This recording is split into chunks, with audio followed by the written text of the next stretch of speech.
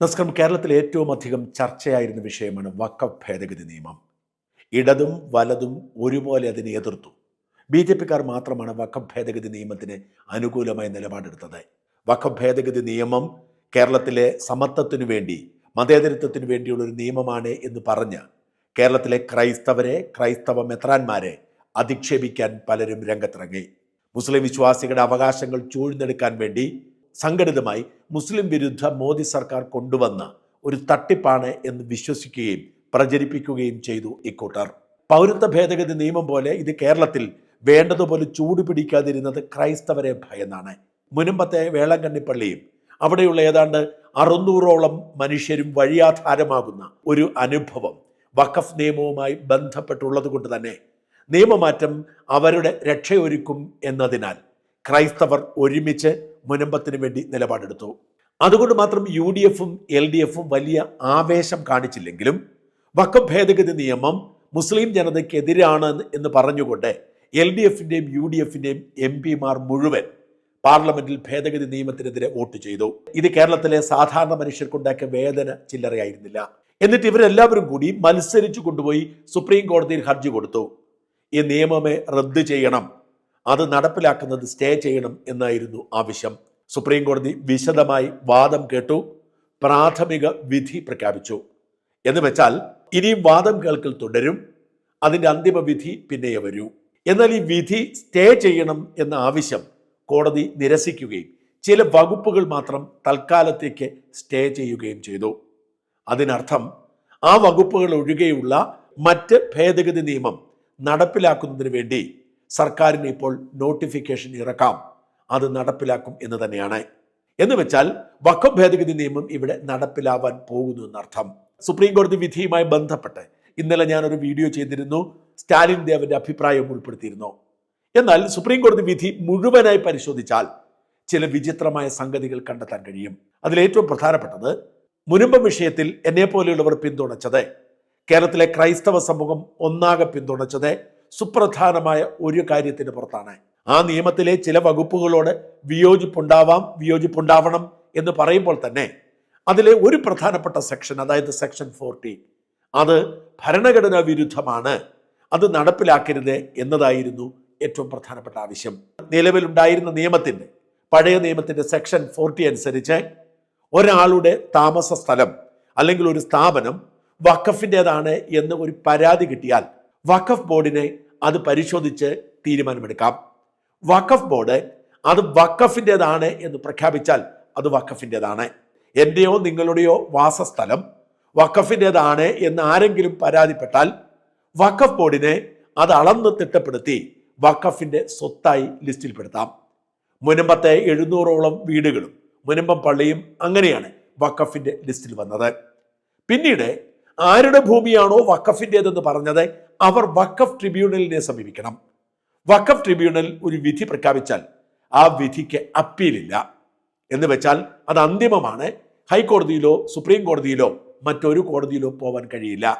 ഇത് ഭരണഘടനാ വിരുദ്ധമാണ്, ജനാധിപത്യ വിരുദ്ധമാണ്. അതാണ് ഇവിടെ നേരിടുന്ന പ്രതിസന്ധി. അതുകൊണ്ട് തന്നെ ഭേദഗതി നിയമം ആവശ്യമാണ് എന്നാണ് എന്നെപ്പോലെയുള്ളവർ അലറി വിളിച്ചു പറഞ്ഞുകൊണ്ടിരുന്നത്. എന്നാൽ കൃസംഗി എന്ന് വിളിച്ച് അതിൻ്റെ സത്തയെ ഇല്ലാതാക്കാൻ ശ്രമിച്ചു. ഏറ്റവും ഞെട്ടിക്കുന്ന വിവരം, സുപ്രീം കോടതിയിൽ ഹർജിയുമായി പോയ ലീഗ് അടക്കമുള്ള SDP അടക്കമുള്ള ആരും തന്നെ ഈ വകുപ്പിനെതിരെ ഒന്നും പറഞ്ഞിട്ടില്ല എന്നതാണ്. കാരണം ഇവർ ഹർജിയുമായി പോയപ്പോൾ സുപ്രീം കോടതി പറഞ്ഞു, പ്രധാനപ്പെട്ട കാര്യങ്ങൾ പറയൂ. ആ പ്രധാനപ്പെട്ട കാര്യമായി സെക്ഷൻ 40 അവർ ഉൾപ്പെടുത്തിയില്ല. സെക്ഷൻ 40 മാത്രമായിരുന്നു പ്രധാനപ്പെട്ട വിഷയം. സെക്ഷൻ 40, അതായത് രണ്ട് കാര്യങ്ങളുണ്ട്. ഒന്ന്, വഖഫ് ബോർഡിന് ഒരു ഭൂമി വഖഫിൻ്റെതാണെന്ന് തോന്നിയാൽ അത് വഖഫായി ഡിക്ലെയർ ചെയ്യുന്നത് അവസാനിപ്പിക്കണം. 2, വഖഫ് ട്രിബ്യൂണലിന്റെ വിധി ഹൈക്കോടതിയിലോ സുപ്രീം കോടതിയിലോ ചോദ്യം ചെയ്യണം. ഈ രണ്ട് കാര്യവും അംഗീകരിക്കാൻ ഇടത് വലത് പാർട്ടികൾ, അതായത് പിണറായിയുടെ പാർട്ടിയും സതീശന്റെ പാർട്ടിയും ഒരുക്കമായിരുന്നില്ല. ഇതായിരുന്നു വാസ്തവത്തിൽ എന്നെപ്പോലെയുള്ളവർ ഈ വിഷയത്തിൽ ഇടപെടാൻ കാരണമായത്. ഇപ്പോൾ സുപ്രീം കോടതിയിലെത്തുമ്പോൾ സുപ്രീം കോടതിയിൽ ഇവർ കൊടുത്ത ഹർജിയിലൊന്നും ഇങ്ങനൊരു ആവശ്യമേ ഇല്ല. അതായത് അവർ മറ്റ് പല കാര്യങ്ങളും പറഞ്ഞിരിക്കുന്നുണ്ട്. മഹാഭൂരിപക്ഷ കാര്യങ്ങളിലും അവരുടെ വാദങ്ങൾ സുപ്രീം കോടതി തള്ളി. അതിലൊരു കാര്യം മാത്രം, അത് ന്യായമായ കാര്യമാണ്, ഇതിന് സമാനമായി ഇപ്പോൾ പഴയ നിയമത്തിലെ സെക്ഷൻ 40 സമാനമായ ഒരു തെറ്റായ വകുപ്പ് ഉൾപ്പെടുത്തിയിരുന്നു. അതായത് വഖഫായി പ്രഖ്യാപിച്ചിരിക്കുന്ന ഒരു സ്ഥലം വഖഫിൻ്റെതല്ല എന്ന് തോന്നിയാൽ അത് വഖഫ് അല്ലാതാകുന്നു എന്നതായിരുന്നു നിയമം. അതിനൊക്കെ സ്റ്റേ ചെയ്തിട്ടുണ്ട്. പക്ഷേ ഏറ്റവും ഞെട്ടിക്കുന്ന കാര്യം ഈ സെക്ഷൻ 40-നെതിരെ ഹർജി പോലും കൊടുത്തിട്ടില്ല എന്നതാണ്. ശ്രദ്ധിക്കണേ, ഇക്കാര്യം പറഞ്ഞ എന്നെയും ക്രൈസ്തവ സഭാ നേതാക്കളെയും പുലഭ്യം വിളിച്ചവർ ഈ വിഷയം കോടതിയുടെ ശ്രദ്ധയിൽപ്പെടുത്തിയില്ല. കാരണം സുപ്രീം കോടതിയിൽ പോയി ഈ വകുപ്പ് നിലനിർത്തണമെന്ന് പറഞ്ഞാൽ സുപ്രീം കോടതി അടിച്ചോടിക്കുമെന്നറിയാം. ഭരണഘടനാ വിരുദ്ധമായ ഒരു വകുപ്പ് ഇത്രയും കാലം ഇവിടെ നിലനിർത്തി അതിന് ഇരകളായി ഒരുപാട് പേർ അനുഭവിച്ചു. അതുകൊണ്ട് തന്നെ അത് അവസാനിപ്പിക്കാൻ കേന്ദ്ര സർക്കാർ തീരുമാനിച്ചപ്പോൾ അതിനെതിരെ പോയാൽ നിലനിൽക്കില്ല എന്നതുകൊണ്ട് ഇക്കാര്യം അവർ മിണ്ടിയിട്ടില്ല. എന്തായിരുന്നു സുപ്രീം കോടതി വിധി? സുപ്രീം കോടതി വിധിയെ വിശദമായി വിലയിരുത്തിക്കൊണ്ട് ഫാദർ ജോഷി മയ്യാറ്റിൽ ഈ വിഷയത്തിൽ ഏറ്റവും ആത്മാർത്ഥമായി ഇടപെടൽ നടത്തിയത് ജോഷി അച്ഛനാണ്. ജോഷി അച്ഛന് സഭയ്ക്കുള്ളിൽ പോലും വലിയ എതിർപ്പുകൾ നേരിടേണ്ടി വന്നു. വാസ്തവത്തിൽ മുനമ്പത്തിന് അനുകൂലമായ നിലപാടിലേക്ക് കാര്യങ്ങൾ നീങ്ങാൻ സ്റ്റാലിൻ ദേവനും ജോഷി അച്ഛനും ഒരുമിച്ച് നടത്തിയ പ്രയത്നം അസാധാരണമായിരുന്നു. ജോഷി അച്ഛൻ ഈ സുപ്രീം കോടതി വിധിയെ വിശദമായി വിലയിരുത്തിക്കൊണ്ട് ഒരു കുറിപ്പ് എഴുതിയിട്ടുണ്ട്. അത് കേട്ടാൽ സുപ്രീം കോടതി വിധിയെക്കുറിച്ച് സംശയം ആർക്കെങ്കിലും ഉണ്ടെങ്കിൽ അത് മാറും. വഖഫ് നിയമ ഭേദഗതിക്കെതിരെ സുപ്രീം കോടതിയിൽ സമർപ്പിക്കപ്പെട്ട കേസുകളിൽ സുപ്രീം കോടതി chief justice BR Gavai, Augustine George Masih എന്നിവരടങ്ങിയ ബെഞ്ച് ഇന്നലെ, അതായത് സെപ്റ്റംബർ 15 ഇടക്കാല വിധി പ്രഖ്യാപിച്ചു. 128 പേജുള്ള വിധി ന്യായം സശ്രദ്ധം വായിക്കുന്ന ആർക്കും ഒരു കാര്യം പട്ടാപ്പകൽ പോലെ വ്യക്തമാകും. തൽപര കക്ഷികളും രാഷ്ട്രീയക്കാരും മുഖ്യധാര മാധ്യമങ്ങളും വസ്തുതകളെ മറച്ചു പിടിക്കാൻ വല്ലാതെ കഷ്ടപ്പെടുന്നുണ്ട്. എന്തായിരുന്നു ഹർജിക്കാരുടെ ആവശ്യം? 100ഓളം വരുന്ന ഹർജിക്കാരിൽ നിന്ന് 5 കൂട്ടരുടെ വാദമാണ് സുപ്രീം കോടതി താൽക്കാലിക വിധിക്ക് മുമ്പ് കേൾക്കാനായി തെരഞ്ഞെടുത്തത്. Shri Kapil Sibal, doctor Rajeev Dhavan, doctor AM Singhvi, Shri CU Singh, Shri Huzefa Ahmadi എന്നീ അതിപ്രശസ്തരായ വക്കീലന്മാരായിരുന്നു ഹർജിക്കാർക്ക് വേണ്ടി വാദിച്ചത്. കേന്ദ്ര സർക്കാരിന് വേണ്ടി സോളിസിറ്റർ ജനറൽ ശ്രീ തുഷാർ മേത്തയും. ഭരണഘടനയുടെ 14, 15, 19, 21, 25, 26, 29, 30, 300A എന്നീ ആർട്ടിക്കിളുകൾക്ക് വിരുദ്ധമാണ് വഖഫ് നിയമ ഭേദഗതി എന്നും അത് പൂർണ്ണമായും അസാധുവായി പ്രഖ്യാപിക്കണം എന്നുമായിരുന്നു ഹർജിക്കാരുടെ വാദം. ഇത് വിധിന്യായത്തിന്റെ ആമുഖത്തിൽ 1ഉം 2ഉം നമ്പറുകളിൽ തന്നെ കാണാം. ഇതേ കാര്യമായിരുന്നു കോൺഗ്രസും മുസ്ലിം ലീഗും ഇടതുകക്ഷികളുമെല്ലാം പരസ്യമായി ഇതുവരെ ആവശ്യപ്പെട്ടിരുന്നത് എന്നും ഓർക്കണം. ഇടക്കാല വിധി വന്നതിന് ശേഷവും കേരളത്തിന്റെ പ്രതിപക്ഷ നേതാവ് VD സതീശൻ ആവശ്യപ്പെട്ടിരിക്കുന്നത് ഭേദഗതി നിയമം പൂർണ്ണമായും പിൻവലിക്കണം എന്നാണ്. സെക്ഷൻ 40 എടുത്തു കളഞ്ഞാൽ വഖഫ് തന്നെ അപ്രസക്തമാകുമെന്നാണ് നമ്മുടെ ഇടതു വലത് രാഷ്ട്രീയക്കാരും നിയമസഭാ സാമാജികരും പറഞ്ഞിരുന്നത് എന്നോർക്കുക. എന്നാൽ സെക്ഷൻ 40 ഇല്ലാതാക്കിയതിനെ കുറിച്ചോ സെക്ഷൻ 2A ഏർപ്പെടുത്തിയതിനെ കുറിച്ചോ കപിൽ സിബലിനെ പോലുള്ള പരിണിത പ്രജ്ഞരായ നിയമപണ്ഡിതർക്ക് ഒരാക്ഷേപം പോലും ഉന്നയിക്കാൻ കഴിഞ്ഞില്ല എന്നത് പ്രത്യേകം ശ്രദ്ധിക്കണം. ഞാൻ നേരത്തെ സൂചിപ്പിച്ച വിഷയമാണ് സെക്ഷൻ 40മായി ബന്ധപ്പെട്ട് കോടതിയുടെ വിശകലനങ്ങൾ.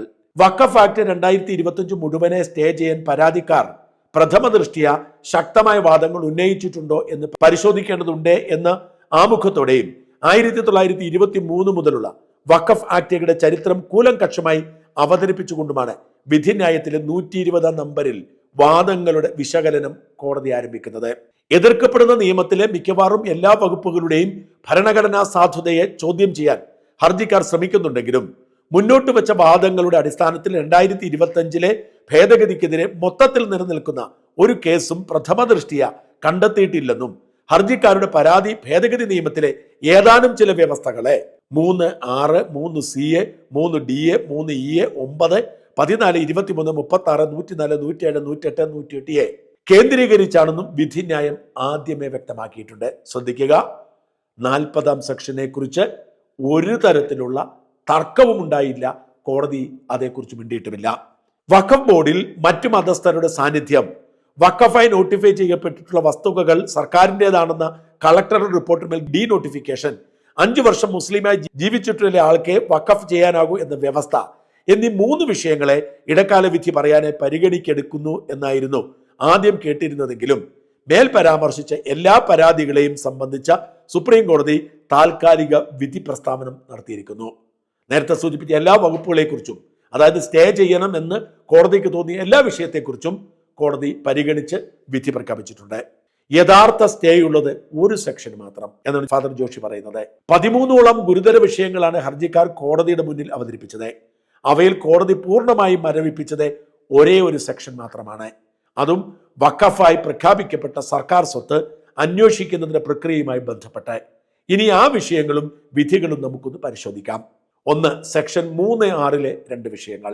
മുസ്ലിമായി 5 വർഷം പൂർത്തിയാക്കുകയും സ്വന്തമായി വസ്തു ഉണ്ടായിരിക്കുകയും ചെയ്യുന്ന ആൾക്ക് മാത്രമേ അത് വഖഫ് ചെയ്യാനാകൂ എന്ന് നിഷ്കർഷിക്കുന്ന സെക്ഷനാണ് ആദ്യമായി കോടതി പരിശോധിച്ചത്. ഏകപക്ഷീയമോ വിവേചനപരമോ അല്ല എന്നാണ് കോടതിയുടെ നിരീക്ഷണം. നമ്പർ 135 ഇത് കാണാം. താൽക്കാലികമായി മുസ്ലിം ആവാൻ തീരുമാനിച്ച് വസ്തു വഖഫ് ചെയ്ത് ആരെയെങ്കിലും തോൽപ്പിക്കാനോ നിയമത്തെ മറികടക്കാനോ ശ്രമിക്കുന്നവരെ ഈ സെക്ഷൻ തടയും എന്ന് കോടതി നിരീക്ഷിക്കുന്നു. എന്ന് വെച്ചാൽ 5 വർഷം മുസ്ലിം ആയവർ മാത്രമേ വഖഫ് ചെയ്യാവൂ എന്ന വകുപ്പ് പോലും സാധുവാണ് എന്നാണ് കോടതിയുടെ നിരീക്ഷണം. എന്നാൽ വഖഫ് ചെയ്യുന്ന വ്യക്തി മുസ്ലിമായിട്ട് 5 വർഷമായോ ഇല്ലയോ എന്ന് തീരുമാനിക്കാനുള്ള സംവിധാനമോ പ്രക്രിയയോ എന്ത് എന്നുള്ളത് വ്യക്തമല്ല. അതിനാൽ ചട്ടങ്ങൾ നിർമ്മിക്കുമ്പോൾ കേന്ദ്ര ഗവൺമെന്റ് ഇക്കാര്യത്തിൽ വ്യക്തത വരുത്തണം. അതുവരെ 5 വർഷം എന്ന വ്യവസ്ഥയ്ക്ക് സ്റ്റേ ഉണ്ടാവും. സ്വന്തം വസ്തു മാത്രമേ വഖഫ് ചെയ്യാനാവൂ എന്ന് നിഷ്കർഷിക്കുന്ന കാര്യത്തിൽ കോടതി ഒരു പ്രശ്നവും കാണുന്നില്ല. നോക്കണം, ഏറ്റവും പ്രധാനപ്പെട്ട സ്റ്റേ എന്ന് പറയുന്നതാണിത്. 5 വർഷം ഒരാൾ മുസ്ലിം ആണെങ്കിൽ മാത്രമേ ആ സ്വത്ത് വഖഫ് ചെയ്യാവൂ എന്ന നിയമം സാധുവാണ് എന്നാണ് സുപ്രീം കോടതി പറഞ്ഞത്. എന്നാൽ ഒരാൾ 5 വർഷം മുസ്ലിം ആയിരുന്നു എന്ന് എങ്ങനെ നിശ്ചയിക്കും എന്നതിനെക്കുറിച്ചുള്ള അനിശ്ചിതത്വം നിലനിൽക്കുന്നതിനാൽ അതിനെക്കുറിച്ച് കൃത്യമായ ചട്ടമുണ്ടാക്കുന്നത് വരെ സ്റ്റേ ചെയ്യുന്നു. ചട്ടമുണ്ടാക്കി ആ ചട്ടം സുപ്രീം കോടതിക്ക് സ്വീകാര്യമാണെങ്കിൽ ഒരാൾ 5 വർഷം മുസ്ലിം ആയില്ലെങ്കിൽ അയാൾക്ക് വഖഫ് ചെയ്യാൻ കഴിയില്ല. അതുകൊണ്ട് ആ സ്റ്റേയും നിലവിലില്ല. ഉപയോഗത്തിനുള്ള വഖഫ് ബൈ യൂസർ എടുത്തു കളയുന്ന സെക്ഷൻ 3(6) ക്ലോസ് 1. വഖഫ് ബൈ യൂസറായി ഇതുവരെ പ്രഖ്യാപിക്കപ്പെട്ടിട്ടുള്ള ഒന്നിനെയും ഈ സെക്ഷൻ ബാധിക്കാത്തതിനാലും വൻതോതിൽ സർക്കാർ ഭൂമി വഖഫ് ബൈ യൂസർ എന്ന പേരിൽ അന്യാധീനപ്പെട്ടു പോകുന്നതിനാലും ആ വ്യവസ്ഥ ഏകപക്ഷീയമാണെന്ന് പറയാനാവില്ല എന്ന് കോടതി പറയുന്നു. നമ്പർ 144, 152. വഖഫ് ബൈ യൂസറും അന്യായമാണെന്ന് തിരിച്ചറിഞ്ഞ് ഭേദഗതി ചെയ്തതിന് സുപ്രീം കോടതി ശരിവെക്കുന്നു. സ്റ്റേ ലഭിച്ച സെക്ഷൻ 3 ഇതാണ് ആകെ സ്റ്റേ ലഭിച്ചത്. വഖഫായി തിരിച്ചറിയപ്പെടുകയോ പ്രഖ്യാപിക്കപ്പെടുകയോ ചെയ്തിട്ടുള്ള സർക്കാർ സ്വത്ത് കളക്ടർക്കും മുകളിലായി റാങ്കുള്ള ഒരു ഉദ്യോഗസ്ഥൻ അന്വേഷിച്ച് റിപ്പോർട്ട് നൽകുന്നതിൽ ഏകപക്ഷീയത ഇല്ല എന്ന് വ്യക്തമാക്കുന്ന കോടതി. അതായത് കളക്ടർക്ക് മുകളിൽ ഒരു ഉദ്യോഗസ്ഥനെ വഖഫായി പ്രഖ്യാപിച്ചിട്ടുള്ളതോ തിരിച്ചറിയ സ്ഥാനം പരിശോധിച്ചിട്ട് റിപ്പോർട്ട് കൊടുക്കാം. പക്ഷേ ആ അന്വേഷണം ആരംഭിക്കുമ്പോൾ തന്നെ വസ്തു വഖഫ് അല്ലെന്ന് കരുതപ്പെടും എന്ന 3(c)(2) പ്രോവിസോയുടെ നിയമവിരുദ്ധത ചൂണ്ടിക്കാണിക്കുന്നു. ഏറ്റവും വലിയ കുഴപ്പം ആ നിയമത്തിൽ അതായിരുന്നു. വഖഫായി പ്രഖ്യാപിക്കപ്പെട്ട ഒരു ഭൂമി അല്ലെങ്കിൽ വഖഫാണെന്ന് അവകാശം ഉന്നയിക്കുന്ന ഒരു ഭൂമി അത് പരിശോധിക്കാൻ കളക്ടർക്ക് മുകളിലുള്ള ഒരു ഉദ്യോഗസ്ഥനെ നിയോഗിക്കുന്നു. അങ്ങനെ നിയോഗിക്കുമ്പോൾ തന്നെ അത് വഖഫ് അല്ലാതാകും എന്നത് അന്യായമാണ് എന്ന് മനസ്സിലാക്കിക്കൊണ്ട് അത് സ്റ്റേ ചെയ്തു.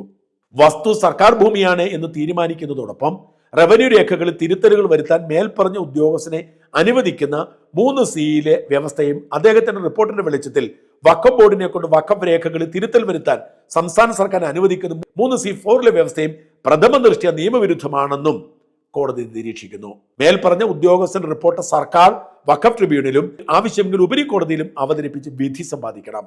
പ്രയോഗത്തിൽ ഇത് ജുഡീഷ്യറിയുടെ അധികാരാവകാശങ്ങൾക്ക് മേലുള്ള എക്സിക്യൂട്ടീവിന്റെ കടന്നുകയറ്റം ചെറുക്കുന്ന ഈ വിധിയാണ് സ്റ്റേ ചെയ്യാവുന്നത് എന്ന പ്രയോഗം കോടതി നടത്തിയിരിക്കുന്നത്. ഇതോടൊപ്പം മേൽപ്പറഞ്ഞ തരം സ്വത്തിൽ ബാധ്യതകളൊന്നും സൃഷ്ടിക്കാതിരിക്കാൻ മുത്തവല്ലി ശ്രദ്ധിക്കണമെന്നും കോടതി നിർദ്ദേശം നൽകുന്നു. വളരെ ക്ലാരിറ്റി ഉണ്ട്. ഇപ്പോൾ പുതിയ നിയമത്തിൽ പറഞ്ഞിരുന്നത് അന്യായമായിരുന്നു. പുതിയ നിയമത്തിൽ പറഞ്ഞിരുന്നത് സർക്കാർ ഭൂമി വഖഫ് ഏറ്റെടുത്തിരിക്കുന്നു, വഖഫിൻ്റെതാണെന്ന് പറയുന്നു. അല്ലെങ്കിൽ മറ്റൊരു ഭൂമി വഖഫിൻ്റെതാണെന്ന് അവകാശവാദം ഉന്നയിച്ച് അന്വേഷണം നടക്കുന്നു. ആ ഭൂമിയിൽ പുതിയ അന്വേഷണം പ്രഖ്യാപിക്കുന്ന അന്നു മുതൽ അത് വഖഫ് അല്ലാതായി തീരും. ആദ്യത്തെ കുഴപ്പം പിടിച്ച വകുപ്പ്. രണ്ടാമത്തേത്, അന്വേഷിച്ചിട്ട് റിപ്പോർട്ട് കൊടുത്താൽ ഈ ഉദ്യോഗസ്ഥൻ റിപ്പോർട്ട് അനുസരിച്ച് ഇത് വഖഫ് അല്ലാതാക്കാം. ഇത് രണ്ടും തെറ്റാണ്. അന്വേഷണം തുടങ്ങിയാൽ ഉടനെ വഖഫ് അല്ലാതെ തീരില്ല. അന്വേഷിച്ചുള്ള റിപ്പോർട്ട് വഖഫ് ബോർഡും വഖഫ് ട്രിബ്യൂണലും ഒക്കെ തീരുമാനിച്ചതിന് ശേഷം മാത്രം തിരിച്ചു കൊടുക്കാൻ പാടുള്ളൂ. വളരെ നിയമവിരുദ്ധമായ, ഭരണഘടനാ വിരുദ്ധമായ ഒരു വകുപ്പായിരുന്നു. ആ വകുപ്പ് സുപ്രീം കോടതി സ്റ്റേ ചെയ്തിരിക്കുന്നു. അത് മാത്രമാണ് സുപ്രീം കോടതി പൂർണ്ണമായും സ്റ്റേ ചെയ്തത്. സംരക്ഷിത സ്മാരകങ്ങളെ സംബന്ധിച്ച സെക്ഷൻ 3D 1904-ലെയോ 1958-ലെയോ പുരാതന സ്മാരക പുരാവസ്തു ഗവേഷണ നിയമങ്ങൾ മൂലം സംരക്ഷിക്കപ്പെട്ടിരിക്കുന്ന കെട്ടിടങ്ങളോ ഇടങ്ങളോ വഖഫായി പ്രഖ്യാപിക്കപ്പെട്ടിരിക്കുന്നത് അസാധുവായി പ്രഖ്യാപിക്കുന്ന ഈ ഭേദഗതി സ്റ്റേ ചെയ്യാൻ പരാതിക്കാർ പറഞ്ഞ അവിടങ്ങളിൽ ഇസ്ലാമിക പ്രാർത്ഥന നടത്താൻ കഴിയില്ല എന്ന വിചിത്രവാദം നിയമാനുസൃതം പ്രാർത്ഥന നടത്തുന്നതിന് തടസ്സമില്ല എന്ന് നിരീക്ഷിച്ച് കോടതി നിരാകരിച്ചു. അതായത് സംരക്ഷിത സ്മാരകങ്ങൾ വഖഫായി പ്രഖ്യാപിച്ചു കഴിഞ്ഞാൽ അവിടേക്ക് ഒരു അവകാശവും വേണ്ട എന്നത് അങ്ങനെയല്ല. നിങ്ങൾ പ്രാർത്ഥിച്ചോളൂ, പക്ഷേ അത് പുരാവസ്തുവാണെന്ന് തന്നെ കോടതി പറഞ്ഞു. പട്ടികജാതി പട്ടികവർഗ മേഖല വഖഫായി പ്രഖ്യാപിക്കുന്ന നിരോധിക്കുന്ന സെക്ഷൻ 3. ദുർബല വിഭാഗങ്ങളുടെ സംരക്ഷണം ഭരണഘടനാ ഉത്തരവാദിത്തമായിരിക്കവേ ഈ വ്യവസ്ഥ ഏകപക്ഷീയമല്ല എന്ന് കോടതി പ്രഖ്യാപിച്ചു. പട്ടികജാതി പട്ടികവർഗക്കാരുടെ ഒരു ഭൂമിയും വഖഫായി പ്രഖ്യാപിക്കാൻ പാടില്ല എന്നാണ് പുതിയ നിയമത്തിലുള്ളത്. അത് സാധുവാണ്, അവരെ സംരക്ഷിക്കണമെന്നാണ് സുപ്രീം കോടതിയുടെ നിഗമനം. വഖഫ് കൗൺസിലിലേക്കും സെക്ഷൻ 9, വഖഫ് ബോർഡിലേക്കും സെക്ഷൻ 14 അമുസ്ലിങ്ങളെ നിയമിക്കുന്നത് സംബന്ധിച്ച് ഏറ്റവും വലിയ തർക്കം, എനിക്ക് പോലും ആശയക്കുഴപ്പമുണ്ടായിരുന്നത് അതായിരുന്നു. വഖഫ് ബോർഡിലും വഖഫ് കൗൺസിലിലും അമുസ്ലിമുകൾ വരണമോ? കാരണം വഖഫ് എന്ന് പറയുന്നത് മുസ്ലിം സ്വത്തവകാശവുമായി ബന്ധപ്പെട്ട വിഷയമാണ്. അള്ളാഹുവിന് മുസ്ലിം വിശ്വാസികൾ കൊടുക്കുന്ന സ്വത്തിനെ സംബന്ധിച്ചിട്ടുള്ള തീരുമാനമാണ്. അവിടെ എന്തിന് അമുസ്ലിമുകൾ വരണം എന്ന ചോദ്യം പലരും ഉന്നയിച്ചു. അതുകൊണ്ട് അമുസ്ലിമുകൾക്കും വഖഫ് കൗൺസിലിലും വഖഫ് ബോർഡിലും വരാം എന്ന പുതിയ വകുപ്പ് ഈ നിയമത്തിൽ കൊണ്ടുവന്നു. സുപ്രീം കോടതിയുടെ നിരീക്ഷണം അത്ഭുതകരമാണ്. സ്റ്റേ ലഭിക്കുമെന്ന് ഒട്ടുമിക്കവരും കരുതിയ ഒന്നായിരുന്നു ഇത്. സെൻട്രൽ വഖഫ് കൗൺസിലിലും സംസ്ഥാന വഖഫ് ബോർഡുകളിലും അമുസ്ലിങ്ങളെ അംഗങ്ങളാക്കുന്നത് വഖഫിന്റെ മതകാര്യങ്ങളിലുള്ള അന്യരുടെ ഇടപെടലിന് ഇടയാക്കും എന്ന വാദത്തിന്റെ വിശകലനത്തിലേക്ക് കോടതി കടന്നില്ല. മറിച്ച് വാദത്തിനിടയിൽ സോളിസിറ്റർ ജനറൽ നൽകിയ ഉറപ്പിന്റെ വെളിച്ചത്തിൽ വഖഫ് ബോർഡിൽ 3-ൽ കൂടുതൽ അന്യമതസ്ഥർ ഉണ്ടാകാൻ പാടില്ലെന്ന് കോടതി നിർദ്ദേശിച്ചു. ഇതാണ് ആകപ്പാടെ വരുത്തിയത്. അന്യമതസ്ഥർക്ക് ആവാം, പക്ഷേ വഖഫ് കൗൺസിലിൽ 4-ൽ കൂടുതലോ, കേന്ദ്ര കൗൺസിലിൽ വഖഫ് ബോർഡിൽ സംസ്ഥാന ബോർഡിൽ 3-ൽ കൂടുതലോ അമുസ്ലിങ്ങൾ ഉണ്ടാവാൻ പാടില്ല. ഇതാണ് കോടതി പറഞ്ഞൊരു ഭാഗം. അമുസ്ലിങ്ങൾ ആവാം, പക്ഷെ അവരുടെ എണ്ണം കുറവായിരിക്കണം. വഖഫ് ബോർഡിന്റെ CEO ആയി അമുസ്ലിം നാമനിർദ്ദേശം ചെയ്യപ്പെടാൻ ഇടം നൽകുന്ന സെക്ഷൻ 23. സെക്ഷൻ 23 അനുസരിച്ച് വഖഫ് ബോർഡിന്റെ CEO ഒരു അമുസ്ലിമിനും ആവാം. ബോർഡിലെ അംഗങ്ങൾ ഭൂരിപക്ഷവും മുസ്ലിങ്ങളായിരിക്കും എന്നതിനാൽ പരാതിക്കാരുടെ ആശങ്കയിൽ കഴമ്പുണ്ടെന്ന് കോടതി കരുതുന്നില്ലെങ്കിലും ചെയർപേഴ്സൺ മുസ്ലിം സമുദായത്തിൽ നിന്നുള്ളവരാണെന്ന് ഉറപ്പാക്കാൻ വഖഫ് ബോർഡുകൾ ശ്രമിക്കണമെന്ന് കോടതി അഭിപ്രായപ്പെട്ടു. വഖഫ് ബോർഡിലെ ഭൂരിപക്ഷം അംഗങ്ങളും മുസ്ലിങ്ങളായിരിക്കും. 3 പേർക്ക് മാത്രമേ അമുസ്ലിമുകൾക്കാകാൻ കഴിയൂ. അതുകൊണ്ട് തന്നെ ഈ വാദത്തിനൊരു പ്രസക്തിയില്ല. CEOയ്ക്ക് അമുസ്ലിം ആവാം, പക്ഷേ ബോർഡ് കഴിയുന്നതും മുസ്ലിം ആവാൻ ശ്രമിക്കണം. അതൊരു അഭിപ്രായമാണ്, നിർദ്ദേശമാണ്. ഒരു അമുസ്ലിമിനെ വെച്ചാലും കുഴപ്പമൊന്നുമില്ല. എല്ലാ വഖഫും രജിസ്റ്റർ ചെയ്യണം എന്ന സെക്ഷൻ 36. ഭേദഗതി നിയമം 2025 പാസ്സായി 6 മാസത്തിനുള്ളിൽ രജിസ്റ്റർ ചെയ്യപ്പെടാത്ത വഖഫ് വസ്തുതകളെ സംബന്ധിച്ച ഒരു നിയമനീക്കങ്ങളും സാധ്യമല്ല എന്ന 36-ാം സെക്ഷനിൽ 10-ാം സബ്സെക്ഷനിൽ ചേർത്തിട്ടുള്ള നിബന്ധന നിയമവിരുദ്ധമാണെന്ന ഹർജിക്കാരന്റെ വാദം കോടതി തള്ളി. വഖഫ് നിയമം പ്രഖ്യാപിച്ചു കഴിഞ്ഞാൽ അപ്പോൾ ഏതെങ്കിലും ഒരു വഖഫ് സംവിധാനം ഉണ്ടെങ്കിൽ അവർ രജിസ്റ്റർ ചെയ്യണം. 6 മാസത്തിനകം രജിസ്റ്റർ ചെയ്യണം. 6 മാസത്തിന് രജിസ്റ്റർ ചെയ്തില്ലെങ്കിൽ അവർക്ക് വഖഫ് അവകാശം കിട്ടില്ല. വഖഫ് സ്വത്തുക്കൾ രജിസ്റ്റർ ചെയ്യണമെന്ന ആവശ്യം 1923 നിയമത്തിൽ പോലും സൂചനയുണ്ടെന്നും 95 മുതൽ 2013 വരെയും മേൽ സൂചിപ്പിച്ച നിയമം നിലവിലുണ്ടായിരുന്നെന്നും 2013 ഭേദഗതിയിലാണ് അത് എടുത്തു കളഞ്ഞതെന്നും കോടതി ചൂണ്ടിക്കാട്ടി. അതായത് ഇപ്പോൾ വഖഫായി ആരെങ്കിലും ഒരു ഭൂമി ഉപയോഗിക്കുന്നുണ്ടെങ്കിൽ നിയമം പാസ്സായി 6 മാസത്തിനകം രജിസ്റ്റർ ചെയ്യണം. അതിലെന്താണ് ഇത്ര തടസ്സം? എന്താണ് രജിസ്റ്റർ ചെയ്യാൻ ബുദ്ധിമുട്ട് എന്നാർക്കും പിടികിട്ടുന്നില്ല. മുസ്ലിം അല്ലാത്തവർക്ക് വഖഫ് ചെയ്യാം എന്ന 2013 ഭേദഗതി എടുത്തു കളഞ്ഞ സെക്ഷൻ 104. 2013 ഭേദഗതി വഴി ആർക്കും വഖഫ് ചെയ്യാമായിരുന്നു. ക്രിസ്ത്യാനിയായ എനിക്കോ ഹിന്ദുവായ എന്നെ കേൾക്കുന്ന ആർക്കുമോ അവരുടെ ഭൂമി വഖഫിന് കൊടുക്കാമായിരുന്നു. ആ നിയമം പാടില്ല. അള്ളാഹുവിന് കൊടുക്കുന്ന ഭൂമി മുസ്ലിം വിശ്വാസികളുടേതാവണം എന്നാണ് പുതിയ നിയമത്തിലുള്ളത്.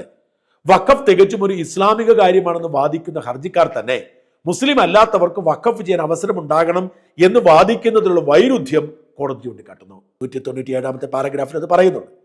ഇത് മുസ്ലിങ്ങളുടെ മാത്രം വിഷയമാണ് എന്ന് പറഞ്ഞ് ഈ നിയമത്തിനെതിരെ കോടതിയിൽ പോയവർ പറയുന്നു മുസ്ലിം അല്ലാത്തവർക്കും വഖഫ് ചെയ്യാം എന്ന നിയമം നിലനിർത്തണം. ഏതെങ്കിലും അമുസ്ലിം അത്തരത്തിൽ സംഭാവന ചെയ്യുന്നത് സമാന ലക്ഷ്യങ്ങൾക്കുള്ള ട്രസ്റ്റായി മാറ്റിയാൽ പോരെ എന്ന ചോദ്യവും കോടതി ഉന്നയിക്കുന്നു. മുസ്ലിം വിശ്വാസി അല്ലാത്ത ഒരാൾ എന്തിനാണ് വഖഫ് ചെയ്യുന്നത്? എന്തുദ്ദേശത്തിലാണോ ചെയ്യുന്നത് ആ ഉദ്ദേശത്തിൽ അയാൾക്ക് മറ്റെന്തെങ്കിലും ട്രസ്റ്റ് ആക്കുകയോ മറ്റേതെങ്കിലും മതസംഘടനകൾ കൊടുക്കുകയോ എന്ത് വേണം ചെയ്യാം. എന്തിനാണ് വഖഫ് ചെയ്യുന്നത് എന്നാണ് കോടതിയുടെ ചോദ്യം. 1963 ലിമിറ്റേഷൻ ആക്ട് വഖഫിനും ബാധകമാക്കുന്ന സെക്ഷൻ 107. അതിശക്തമായ ഭാഷയിൽ കോടതി ഇവിടെ ഹർജിക്കാരുടെ വാദത്തെ വിമർശിക്കുന്നു. ഇന്ത്യയിൽ ഏത് ഉടമസ്ഥാവകാശത്തിനും ബാധകമായ നിയമം വഖഫിന് എന്തുകൊണ്ട് ബാധകമല്ല എന്ന് കോടതി ചോദിക്കുന്നു. ഭേദഗതിക്ക് മുമ്പ് ഉണ്ടായിരുന്നത് വിവേചനപരമായ ഒരു നിയമമായിരുന്നു എന്ന് സംശയത്തിനിടയില്ലാത്ത വിധം വിധിന്യായത്തിൽ എഴുതി വെച്ചിരിക്കുന്നു. നമ്പർ 201. അതായത് ലിമിറ്റേഷൻ ആക്ട് എന്ന് പറയുന്നൊരു നിയമമുണ്ട്. ഈ ലിമിറ്റേഷൻ ആക്ടിന്റെ നിയമം അനുസരിച്ച് ഒരു വ്യവഹാരം നടത്തണമെങ്കിൽ, ഒരു കേസ് കൊടുക്കണമെങ്കിൽ അതിനൊരു നിശ്ചിത സമയമുണ്ട്. ഈ സംഭവം അറിഞ്ഞതിന് ശേഷം അല്ലെങ്കിൽ ഉണ്ടായതിനു ശേഷം ഒരു നിശ്ചിത സമയത്തിനുള്ളിൽ മാത്രമേ കൊടുക്കാൻ പാടുള്ളൂ, അല്ലാതെ എപ്പോഴെങ്കിലും കൊടുക്കാൻ പാടില്ല. ആ ലിമിറ്റേഷൻ ആക്ട് ഇതിന് ബാധകമല്ല. അതുകൊണ്ടാണ് എപ്പോൾ വേണമെങ്കിലും ഏതൊരു ഭൂമിയും വഖഫ് ബോർഡിന് ഏറ്റെടുക്കാവുന്ന സാഹചര്യമുള്ളത്. അത് വേണ്ടെന്ന് വെച്ചു, കോടതി അത് ശരിവെച്ചു. മുൻപത്തെ വിഷയത്തിൽ ഇത് പ്രധാനപ്പെട്ടതാണ്. മുൻപത്തെ അവകാശവാദം ഉന്നയിക്കുന്നത് നാളുകൾക്ക് ശേഷമാണ്. മുൻപത്തെ ആളുകൾ കാശ് കൊടുത്ത് പിടിച്ച ഭൂമിയാണ്. ഇത് മുൻപത്തുകാർക്ക് ഗുണകരമായ ഒരു വിധിയാണ്.